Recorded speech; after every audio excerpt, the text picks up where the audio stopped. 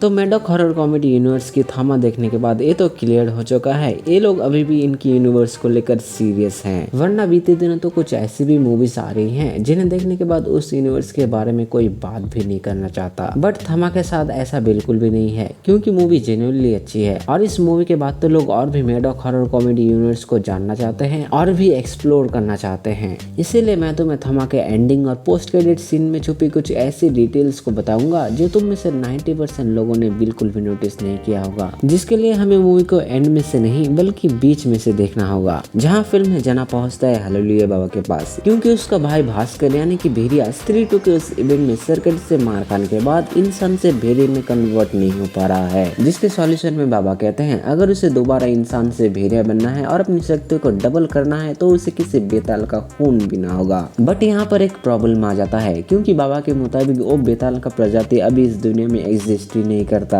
लेकिन अगर तुमने स्त्री 2 देखी है तो उसके पोस्ट क्रेडिट सीन में भास्कर जना से कहता है अब दिल्ली उसके लिए सेफ नहीं, क्योंकि अब दिल्ली में कोई ड्रैगुला जैसा आ चुका है जो अपने दांत से इंसान का खून पी लेता है, और ये कोई और नहीं बल्कि बेताल आयुष्मान खुराना ही है। यानी कि भास्कर को अब दोबारा से भेड़िया बनने के लिए आयुष्मान खुराना का खून पीना होगा, जो उसके लिए एक बूंद ही काफी है। जिसके बाद भेड़िया बेताल का सिर्फ एक बूंद खून पीने के बाद अपने ओरिजिनल फॉर्म में आ जाता है। फिर क्लाइमेक्स में हमें अनएक्सपेक्टेड कैमियो देखने को मिलता है। जब एक्सेसन को फिर से इस गुफा में कैद कर लिया जाता है तो उसे छुड़ाने के लिए आता है सरकटा, और इस सरकटा कोई और नहीं बल्कि अक्षय कुमार है, क्योंकि स्त्री 2 के क्लाइमेक्स में जब सरकटे को उस लावे में डाला जाता है तो कोई उस लावे को लोटे में भरकर अक्षय कुमार के गेट के सामने रख के चला जाता है और अक्षय कुमार उस लावे के एनर्जी को अपने अंदर ले लेते हैं, और वे दोनों सरकटा और एक्सेसन मिलकर एक ऐसी सेना बनाएंगे जो मेडॉक हॉरर कॉमेडी यूनिवर्स की हीरोज के लिए नई नई चुनौती खड़ी करेंगी। और इस सेना से लड़ने के लिए थमा या फिर कह ले आलोक की शक्ति पर्याप्त नहीं है,